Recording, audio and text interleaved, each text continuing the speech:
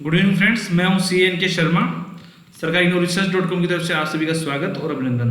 दोस्तों, आज की इस वीडियो में बात करेंगे पिछले वीक के अंदर जो महत्वपूर्ण इंपोर्टेंट करंट अफेयर्स हुए हैं उनके बारे में। आप लोग जुड़े रहे हैं हमारे वीडियो के साथ में आखिर तक, क्योंकि हम लोगों ने कोशिश करी है कि इस एक वीडियो के अंदर हम लोग पिछले एक सप्ताह के जितना भी करंट अफेयर है उसको समेटने की कोशिश की है। तो आखिर तक इस वीडियो को देखें। दोस्तों, जैसे कि ये राफेल विमान का आप देख पा रहे हैं यहाँ पे, इसके लिए हमने एक सेपरेट वीडियो बनाया है। इसकी कुछ आउटलाइन मैं आपको यहाँ पे बताता हूँ। अगर आपको इसकी डिटेल जाननी हो तो आप हमारे जो सेपरेट वीडियो हमने इसके ऊपर बनाया है, आप वहाँ पे जाके उसका वीडियो देख सकते हैं, जहाँ हम लोग इसकी डिटेल स्पेसिफिकेशन बताई हुई है। दोस्तों, ये फ्रांस का लड़ाकू विमान है जो कि अभी हाल ही के अंदर हमें पाँच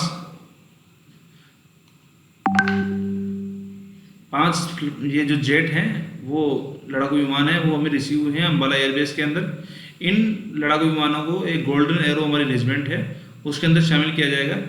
दोस्तों, ये एक डबल इंजन वाला लड़ाकू विमान है जिसके अंदर दुनिया की जितनी घातक मिसाइल्स हैं, जैसे मीटियार, स्कैल्प, हैमर आदि मिसाइलें इसके अंदर लगाई हुई हैं।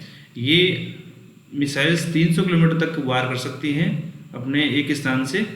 साथ ही इसके अंदर 2222 किलोमीटर प्रति घंटा की इसकी अधिकतम रफ्तार है और 1 मिनट के अंदर ये 60,000 फीट की ऊंचाई पे पहुंच सकता है। इसके अंदर डबल इंजन है, इसलिए इसकी जो पावर है वो ज़्यादा है। 24,500 किलोमीटर एक साथ उठा ले सकता है ये एक वजन एक बार में। और ये जो विमान है, जो हमारी परमाणु मिसाइल है, उनको ले जाने में सक्षम है। साथ ही इसके अंदर एक इजराइल से बना हुआ एक माउंट डिस्प्ले हेलमेट लगा हुआ है जो कि पायलट के सिर के साइज के हिसाब से बनाया जाता है, जहाँ से पूरा ये जो एयरक्राफ्ट है इसको ऑपरेट किया जा सकता है उस हेलमेट के द्वारा। ठीक है दोस्तों, इसकी जो डिटेल वीडियो आप हमारा पुराना वीडियो देख सकते हैं, जिसका हमने से डिटेल वीडियो बनाया हुआ है, जहाँ पे आपको डिटेल इसकी स्पेसिफिकेशन मिल जाएगी। अब हम बात करते हैं दोस्तों विनिवेश की। विनिवेश प्रक्रिया क्या है? विनिवेश को अंग्रेजी में कहते हैं डिसइन्वेस्टमेंट। गवर्नमेंट की जितनी भी कंपनियां और PSUs हैं, जब उनके स्टेक सेल किए जाते हैं, यानी उनके किसी हिस्से को प्राइवेट सेक्टर में बेचा जाता है, तो उसको बोलते हैं स्टेक सेल या डिसइन्वेस्टमेंट। ये डिसइन्वेस्टमेंट करने के लिए भारत सरकार के वित्त मंत्रालय के तहत एक अलग से विभाग है जिसका नाम है DIPAM, department of investment and public assets management. 2016 से पहले इसका नाम था विनिवेश विभाग, जिसका नाम बदल के अब DIPAM कर दिया गया है। ठीक है दोस्तों, और ये किसके अंडर में आता है? वित्त मंत्रालय के अंडर में। ये चर्चा में क्यों है? क्योंकि 2020-21 के जो बजट है उसके अंदर इसका लक्ष्य रखा गया था 2,10,000 करोड़ की स्टेक सेल से इनकम प्राप्त करने का। ठीक है, उसके लिए कुछ कंपनियां, 20-22 कंपनियों की स्टेक सेल की लिस्टेड रखी गई थी, जिसमें BPCL, container corporation, shipping corporation, Concor, Delhi hydro development corporation, इस टाइप की कुछ कंपनियां थी जिनको स्टेक सेल के लिए रिजर्व रखा गया था। अभी हाल ही में चर्चा में इसलिए है कि जो BPCL है, भारत पेट्रोलियम कॉरपोरेशन, इसकी बोलियां मंगवाई गई थी बिडिंग प्रोसेस के लिए, जिसकी बोलियों का टाइम जो 30 जुलाई को पूरा होता है, इसको और बढ़ा दिया गया है 2 महीने के लिए। ठीक है दोस्तों, तो मैंने आपको बताया कि जो सार्वजनिक विभाग की जो कंपनियां हैं, उनके स्टेक सेल के लिए उनका मोनेटाइजेशन करने के लिए एक अलग से डिपार्टमेंट है, विनिवेश का डिपार्टमेंट, जिसको department of investment and public assets management DIPAM बोलते हैं, जो वित्त मंत्रालय के अंडर में आता है। वो सब इन सब स्टेक सेल को करता है। यहाँ से जो पैसा रिसीव होता है स्टेक सेल से, उसको बजट में जो डिसाइड की हुई मदों के ऊपर खर्च किया जाता है, जैसे निर्माण, शिक्षा, स्वास्थ्य, सामाजिक कल्याण आदि योजनाओं पे इस पैसे को खर्च किया जाता है। ये जो आप तस्वीर देख पा रहे हैं इस फोटो की, ये नटराज शिव की मूर्ति है। 1998 के अंदर ये मूर्ति चोरी हो गई थी। ये कौन सा मंदिर है दोस्तों? ये घाटेश्वर मंदिर बरौली रावतबाटा का मंदिर है, जो कि कोटा के पास स्थित है और चित्तौड़ जिले में है। और 1998 में इस नटराज मूर्ति की चोरी हुई थी, जिसे अभी हाल ही में लंदन से वापस हमारे आर्कियोलॉजिकल सर्वे ऑफ इंडिया ने इसको वापस प्राप्त किया है 22 साल बाद में। तो दोस्तों, ये चोरी की गई थी राजस्थान के पुराने जो मूर्ति तस्कर हैं घिया, उनके द्वारा ये मूर्ति चुराई गई थी। सैंडस्टोन की बनी हुई मूर्ति है, जो कि 9वीं सेंचुरी से संबंध है इसका। और जो मालवा के जो शासक थे गुर्जर प्रतिहार वंश, उनके शासकों द्वारा इसका निर्माण किया गया था। ठीक है दोस्तों, तो वेरी इंपॉर्टेंट क्वेश्चन है एग्जाम पॉइंट ऑफ व्यू से। घाटेश्वर मंदिर बरौली रावतबाटा का, जिसकी मूर्ति नटराज शिव की मूर्ति, जिसको हाल ही में लंदन से वापस प्राप्त किया गया 22 साल बाद में, और किससे संबंधित थी? 9th सेंचुरी और गुजर प्रतिहार वंश, मालवा के शासक थे। सैंडस्टोन की बनी हुई मूर्ति है। इसके लिए ये खबर जो नेटसा of Rajasthan temple return to India, ये हिंदू की खबर है। इसके अंदर को पूरी डिटेल को समझाया गया है। यहाँ पे लिखा है वमन गिया ऑपरेटिंग, और जिसका ऑपरेटर था पूरे ग्रुप का, जिसने ये मूर्ति चुराई थी। ठीक है दोस्तों, अब हम बात करते हैं 29 जुलाई को बाघ दिवस, टाइगर दिवस मनाया जाता है। भारत में विश्व के 70% टाइगर भारत में पाए जाते हैं। ठीक है दोस्तों, विश्व के 70% टाइगर, और इन टाइगर को रिजर्व करने के लिए एक नेशनल टाइगर कंजर्वेशन अथॉरिटी बना रखी है। ये इन सभी जितने टाइगर रिजर्व हैं उनका मैनेजमेंट करती है। 1972 के बाद में बाघों के संरक्षण की दिशा में भारत में प्रयास शुरू हुए थे। इसके लिए हम लोग एक सेपरेट वीडियो बनाएंगे, जिसको आप लोग हम लोग इसकी बाघ रिजर्व के लिए पूरी डिटेल आपको समझाएंगे। दोस्तों, भारत में सबसे ज़्यादा टाइगर एमपी में पाए जाते हैं, उसके बाद कर्नाटक और फिर यूके, उत्तराखंड। यूके का आता है उत्तराखंड। एमपी में 526, फिर 524 और फिर 442। 2018 के कैलकुलेशन के हिसाब से भारत में तकरीबन 3000 टाइगर हैं, और इसकी टाइगर की जनगणना है वो हर 4 साल के बाद में होती है। ठीक है दोस्तों, 29 जुलाई बाघ दिवस। ये जो आप ज़्यादा देख पा रहे हैं, ये है श्री लालजी टंडन, जिनका हाल ही में निधन हो गया। ये एमपी के गवर्नर थे, और अगस्त 2018 में उनको बिहार के राज्यपाल की जिम्मेदारी की गई, और 20 जुलाई को उनको एमपी का राज्यपाल बनाया गया। इनका निधन 21 जुलाई को हुआ है, और ये भाजपा के कद्दावर नेता में से एक शामिल हैं, और ये मूलतः उत्तर प्रदेश से हैं। इनकी जो मृत्यु होने के बाद में जो राज्यपाल की जिम्मेदारी अस्थायी रूप से आनंदीबेन पटेल को दी गई है।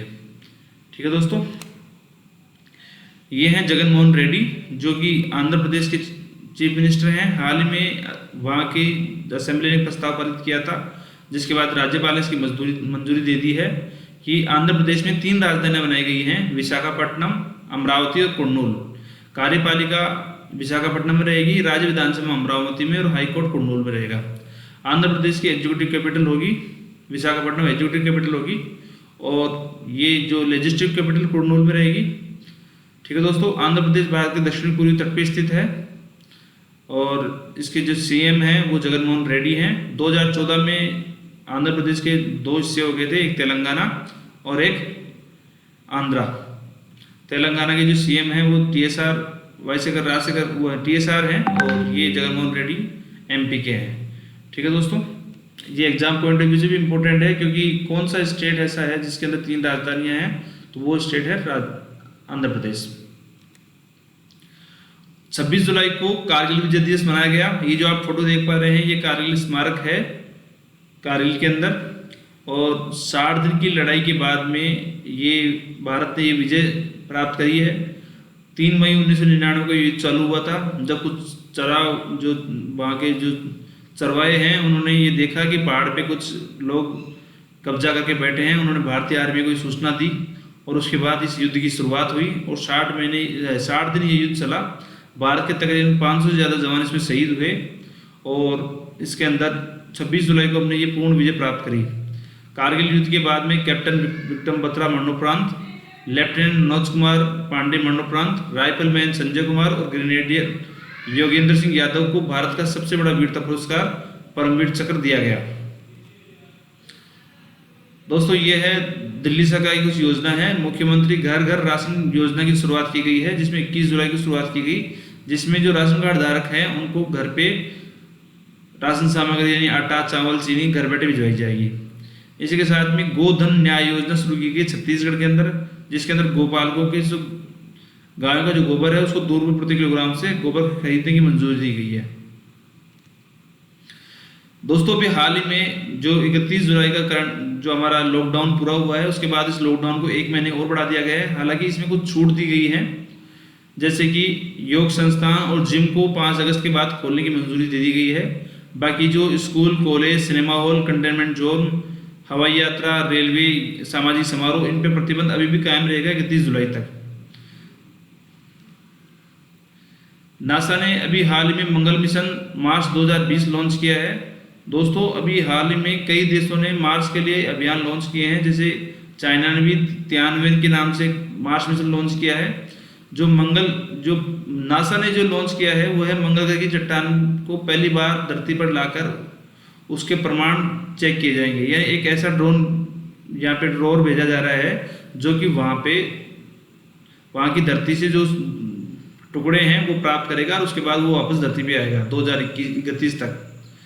वहाँ पे ऑलरेडी क्यूरियोसिटी रोवर नासा के द्वारा भेजा गया है जो वहाँ पे वर्किंग है फिलहाल, और ये अमेरिका का 9वां अभियान है। इससे पहले 8 अभियान भी सुरक्षित रहे उनके, और भारत का भी मंगलयान अभियान इससे संबंधित है। ठीक है दोस्तों, मंगल ग्रह पे अभी किसी जीवन का वास नहीं है, ये भी चेक किया जाएगा। एक रिपोर्ट निकलती है दोस्तों आरबीआई के द्वारा। इस रिपोर्ट का नाम है फाइनेंशियल स्टेबिलिटी रिपोर्ट। बहुत सारे एग्जामों में इस रिपोर्ट के बारे में पूछा जाता है कि रिपोर्ट कौन जारी करता है, तो ये रिपोर्ट जारी करती है आरबीआई फाइनेंशियल स्टेबिलिटी रिपोर्ट। इस रिपोर्ट में बैंक ने कहा है कि जो इंडिया की एनपीए हैं वो 12.5% बढ़ सकते हैं मार्च तक। ये इसलिए कहा है दोस्तों, अभी कोरोना की वजह से बहुत सारे बिजनेस में बड़ा इम्पैक्ट हुआ है, और उस इम्पैक्ट की वजह से ये रिपोर्ट निकाली गई है, जिसमें ये कहा है कि एनपीए जो नॉन परफॉर्मिंग एसेट्स हैं, बैंक जिनको नॉन परफॉर्मिंग एसेट्स कहते हैं, जो लोन जिनकी 3 महीने से ज़्यादा ईएमआई रिसीव नहीं होती वो एनपीए कैटेगरी में आते हैं, वो 12.5% बढ़ सकते हैं। अब अगली न्यूज़ है दोस्तों काकरापार स्वदेशी परमाणु संयंत्र के बारे में। 700 मेगावाट का ये गुजरात के तापी में स्थित है। Kakrapar atomic power station Gujarat के शहर सूरत से 80 किलोमीटर दूर ताप्ती नदी पर स्थित है। इस नदी में अभी इस नदी प्लांट के अंदर जो इसका प्लांट 3 है उसको ऑपरेशनलाइज किया गया है। ये भारत का सबसे बड़ा परमाणु प्लांट है जिसमें 700 मेगावाट का उत्पादन होता है, और इसका operation nuclear power corporation of India द्वारा किया जाता है। इसके लिए प्रधानमंत्री मोदी ने भी इसका ट्वीट किया है।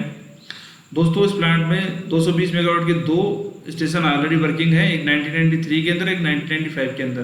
तीसरा प्लांट अभी शुरू हो चुका है। 14 प्लांट जो इसका वो 2021 के बाद में चालू होने की संभावना है। ठीक है दोस्तों, भारत के विदेश मंत्री ने भी ये बुक निकाली है, India way strategy for a certain world. इसके राइटर हैं एस जयशंकर, भारत के विदेश मंत्री। ठीक है दोस्तों, अब आप सभी लोग हमारे इस करंट अफेयर के सीरीज से जुड़े रहें। हम लोग हर सप्ताह में 2 बार आपके लिए करंट अफेयर लेके आ रहे हैं, जिसके अंदर हम लोग करंट अफेयर्स की डिटेल आपके साथ में शेयर कर रहे हैं। ये जो पीडीएफ है आप हमारी वेबसाइट से डाउनलोड कर सकते हैं, वहाँ से आपको सारी डिटेल इसकी मिल जाएगी। और हमारा चैनल सब्सक्राइब करें, इससे जुड़े रहें। आप सभी का बहुत बहुत धन्यवाद। Thank you very much.